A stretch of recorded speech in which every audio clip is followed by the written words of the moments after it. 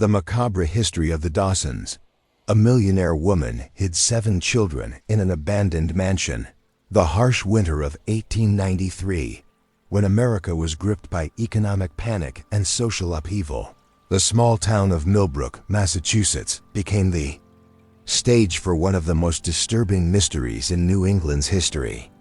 The discovery would shake not only the close-knit community, but also challenge everything the townspeople thought they knew about one of their most prominent and enigmatic families. The Dawsons. Eleanor Dawson had once been the crown jewel of Millbrook's high society, a woman whose beauty, intelligence, and vast inherited wealth had made her the subject of admiration and envy throughout the Connecticut River Valley. Born in 1847 to the textile fortune of the Dawson family, she had grown up in luxury within the walls of Ravenshollow Manor, a Gothic Revival mansion that stood like a dark sentinel on the hill overlooking the town below. The Dawson family had built their empire during the Industrial Revolution, establishing textile mills that employed hundreds of workers and generated profits that seemed to multiply with each passing year. Eleanor's father, Cornelius Dawson, had been a man of ruthless business acumen who had expanded the family holdings to include real estate, shipping interests, and investments in the growing railroad industry that was transforming America's landscape. Eleanor herself had been educated in the finest finishing schools of Boston and New York, speaking fluent French and German, playing piano with concert-level skill, and possessing a knowledge of literature and philosophy that impressed even the most learned men of her acquaintance. At 25, she had been considered one of the most eligible bachelorettes in New England, courted by senators' sons and industrial heirs who sought to align themselves with the Dawson fortune. However, those who knew Eleanor well had always detected something unsettling beneath her polished exterior.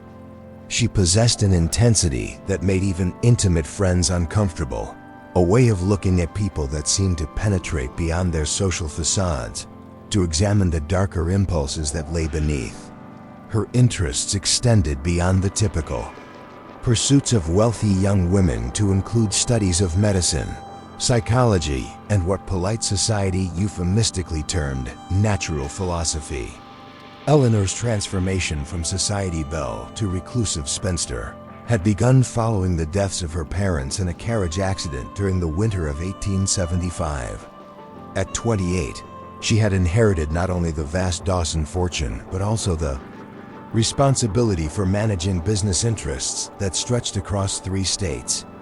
More importantly, she had gained complete control over Ravenshollow Manor and its extensive grounds, which encompassed over 500 acres of hills, forests, and farmland that provided absolute privacy for whatever activities she chose to pursue. The changes in Eleanor's behavior following her parents' death had been gradual but unmistakable. She had begun declining social invitations, dismissing household staff, and avoiding the public appearances that had once been central to her identity as a member of Millbrook's elite. By 1878, she had become virtually invisible to her former social circle, emerging from Ravenshollow only for essential business matters and maintaining contact with the outside world primarily through her lawyers and financial advisors. The mansion itself had undergone changes that reflected Eleanor's evolving interests and priorities.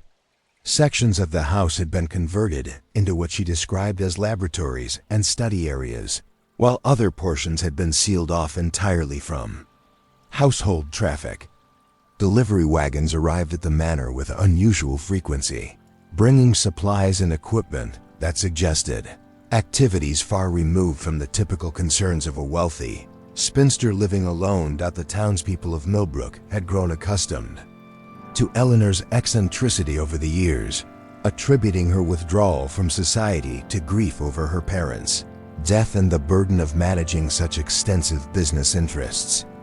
However, some residents had begun to notice disturbing details that suggested her isolation concealed activities that went beyond simple reclusivity. Dr. Samuel Morrison, The town's physician had been called to Ravenshollow Manor on several occasions during the 1880s, ostensibly to treat Eleanor for various ailments. However, his visits had revealed evidence of medical supplies and equipment that seemed excessive for treating a single patient.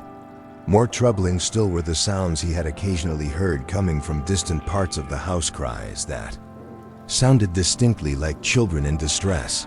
Though Eleanor had always insisted that she lived alone, the local pharmacist, Henry Walsh, had grown concerned about the quantities and types of medications that Eleanor's agents regularly purchased from his shop. The orders included substantial amounts of laudanum, chloral hydrate, and other powerful sedatives, along with medical instruments and supplies that suggested someone was conducting procedures that went far beyond basic health care. Father O'Malley, the Catholic priest who had known Eleanor since her childhood, had attempted to maintain pastoral contact with her following her parents' death. However, his visits to Ravenshollow had become increasingly uncomfortable, as Eleanor's conversation had turned to subjects that challenged orthodox religious doctrine. She had developed theories about human nature and spiritual development that incorporated elements of scientific materialism with esoteric traditions that the Church considered heretical. The mystery surrounding Eleanor's activities deepened when several children from poor families in the region began disappearing under circumstances that defied explanation. These disappearances occurred over a period of several years, involving children whose absence might not be immediately noticed by overworked authorities or whose families lacked the resources and social connections necessary to demand thorough investigations. The missing children had all shared certain characteristics that seemed too consistent to be coincidental. They were typically between the ages of 5 and 12, came from families struggling with poverty or social problems, and possessed above-average intelligence or unusual physical beauty. In each case, their disappearance had been attributed to accidents, runaways, or family relocations that could not be verified through official records. Mary Catherine O'Brien, the 7-year-old daughter of Irish immigrants working in the Dawson textile mills, had vanished while walking home from school on a foggy autumn afternoon, 1882. Thomas Bradley, aged 9, had disappeared from his family's farm during the harvest season of 1884, leaving behind no trace despite extensive searches of the surrounding countryside.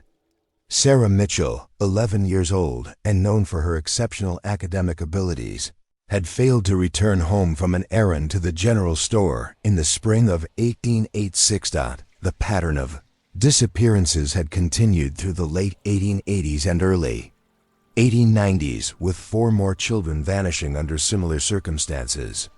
Local authorities had investigated each case individually but had failed to identify any connections between the incidents or any evidence pointing to criminal activity. The children seemed to have simply disappeared from the world, leaving behind grieving families and unanswered questions that haunted the community. Eleanor's financial activities during this period had also raised questions among those with access to business records. Despite inheriting substantial wealth, she had continued to make significant expenditures that seemed unrelated to her known business interests or personal needs. Large sums had been spent on construction projects at Ravenshollow Manor, medical and scientific equipment, and regular purchases of food and supplies in quantities that suggested she was supporting a much larger household than anyone believed existed. The transformation of Ravenshollow Manor itself had become a subject of speculation and concern among the townspeople. The mansion's exterior had fallen into visible disrepair, with broken shutters, peeling paint, and overgrown gardens that suggested neglect or abandonment. However, smoke continued to rise from multiple chimneys throughout the winter months, and lights could be seen in various windows at all hours of the night, indicating that the house remained actively occupied. The grounds surrounding the manor had been altered in ways that increased its isolation and security. High walls had been erected around the immediate vicinity of the house. Iron gates had been installed at the main entrance, and signs warning against trespassing had been posted along all the roads leading to the property. The effect was to transform what had once been a symbol of the family's integration into community life into a fortress that excluded all outside contact. As the economic panic of 1893 deepened and social tensions throughout the region increased, the mystery surrounding Eleanor Dawson and her activities at Ravenshollow Manor had become a source of growing unease in Millbrook.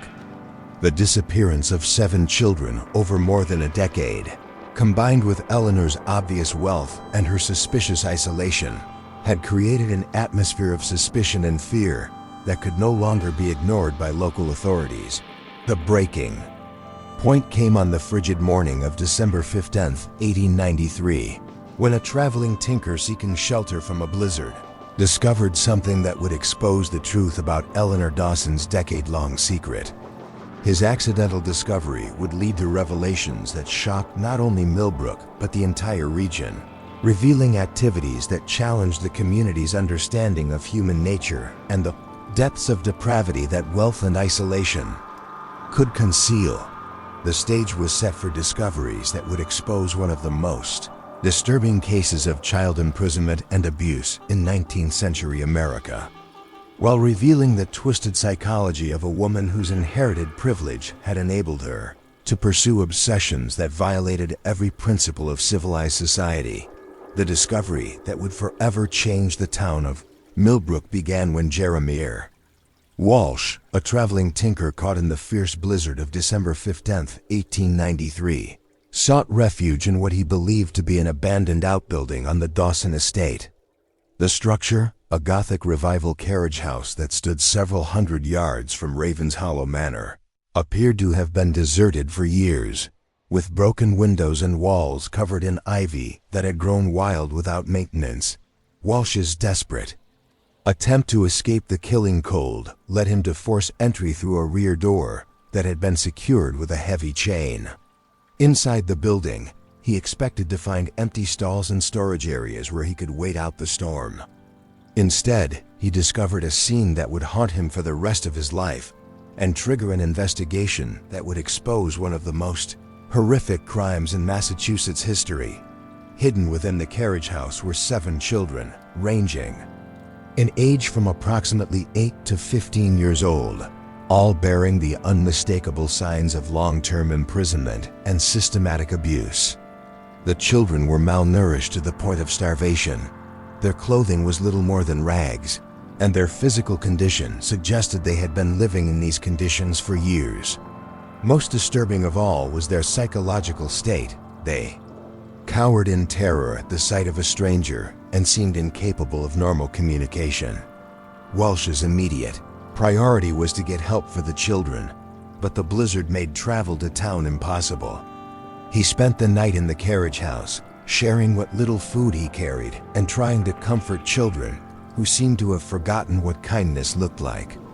As the storm subsided the following morning, he made his way to Millbrook as quickly as possible, arriving at the sheriff's office with a story that initially seemed too incredible to believe. Sheriff Thomas Brennan, a man who had served the community for over 20 years, accompanied Walsh back to the Dawson estate with a small group of deputies and Dr. Morrison.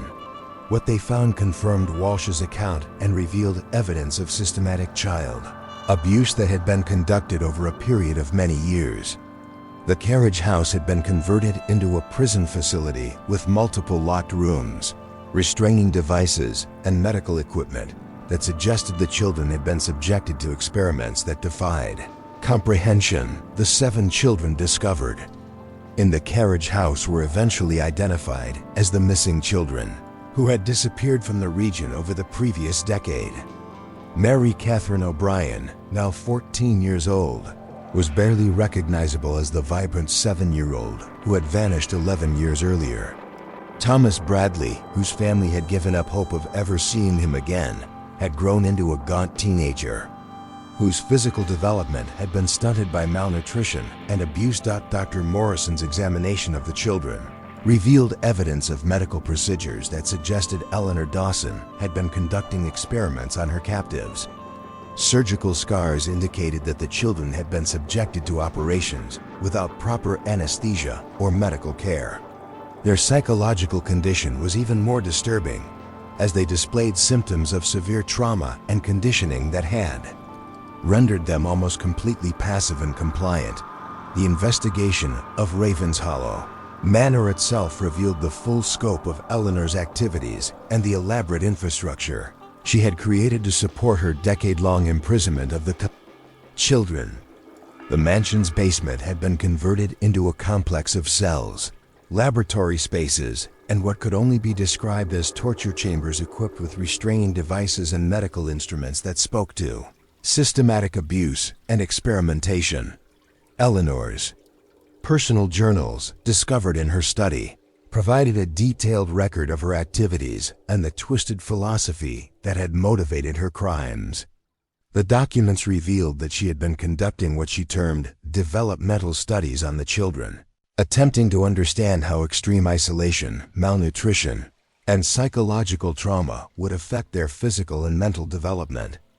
Over extended periods, the journals showed that Eleanor's interest in these experiments had grown out of her studies in medicine and natural philosophy, combined with theories about human nature that had been influenced by emerging scientific disciplines and pseudoscientific racial theories that were gaining popularity among certain intellectual circles.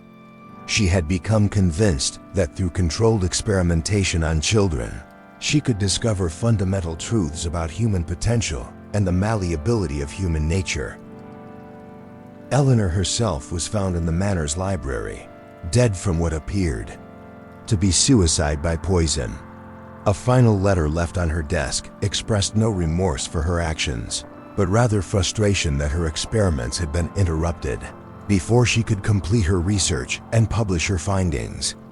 She viewed the children not as victims, but as subjects whose suffering had contributed to scientific knowledge that she believed would ultimately benefit humanity. The financial records discovered during the investigation revealed that Eleanor had spent enormous sums creating and maintaining her prison facility, purchasing medical equipment, and covering up evidence of her crimes. She had used her wealth to bribe officials, silence potential witnesses, and create false documentation that explained the children's disappearances in ways that discouraged further investigation. The children's rescue marked the beginning of a long and difficult process of recovery and rehabilitation. The physical effects of their imprisonment were severe but treatable with proper medical care and nutrition. However, the psychological damage they had suffered was far more complex and would require years of careful treatment to address. Several of the children had been so severely traumatized that they would never fully recover their ability to function in normal society. The revelation of Eleanor's crimes sent shockwaves throughout New England and beyond, as newspapers across the country reported on the Millbrook horror and the discovery of the secret prison that had operated undetected for over a decade. The case raised disturbing questions about how such systematic abuse could continue for so long without detection, and what safeguards were needed to protect vulnerable children from those who would exploit them. The investigation also revealed that Eleanor had not acted entirely alone. Several accomplices, including a corrupt doctor who had assisted with her medical experiments and local officials who had been bribed to ignore suspicious circumstances, were arrested and prosecuted.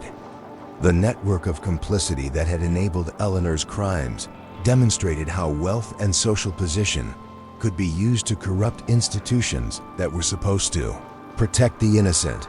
The legal proceedings that followed were complicated by Eleanor's death and the unprecedented nature of her crimes. The surviving accomplices faced charges ranging from child endangerment to conspiracy, while civil lawsuits were filed against the Dawson estate on behalf of the victimized children and their families. The case established important legal precedents for prosecuting crimes involving systematic child abuse and experimentation. The fate of the 7 rescued children varied considerably based on their ages, the extent of their trauma, and the support available from their families and communities. Some were eventually able to rebuild their lives and integrate into society, though they carried the scars of their experience throughout their lives. Others required long-term institutional care and were never able to fully recover from the psychological damage they had suffered. Ravenshollow Manor was eventually demolished after the investigation was completed, as the community could not bear to have the building remain as a reminder of the horrors that had occurred within its walls. The Dawson fortune was liquidated, and the proceeds were used to establish a fund for the care of the rescued children and to support institutions dedicated to child protection and welfare. The Millbrook horror became a landmark case in the development of child protection laws and investigative procedures designed to detect and prevent systematic abuse. The case was studied by criminologists, psychologists, and legal scholars who sought to understand how such crimes could be prevented in the future and how institutions could be reformed to better protect vulnerable populations. The macabre history of Eleanor Dawson and her hidden victims serves as a reminder of the dangers posed by those who use wealth and social position to conceal criminal activities. The case demonstrated that even the most respected members of society could harbor dark secrets, and that vigilance was required to protect those who could not protect themselves. The 7 children who survived their imprisonment became living testimony to both human resilience and the devastating effects of systematic abuse. Their eventual recovery, though incomplete, demonstrated that even the most severe trauma could be overcome with proper care and support, while their suffering served as a permanent reminder of the importance of protecting society's most vulnerable members from those who would exploit them. The legacy of the Dawson case continues to influence child protection policies and criminal investigation procedures, ensuring that the suffering of those 7 children was not in vain and that future generations would be better protected from similar horrors. Thank you for watching another tale unfold here on NW Storytime. Every story hides a secret, and tonight you uncovered another one. Tell me in the comments where you're watching from. I'd love to know how far these stories travel. If you enjoyed this mystery, don't forget to like, share, and subscribe. It helps us keep the secrets alive. Until next time, stay curious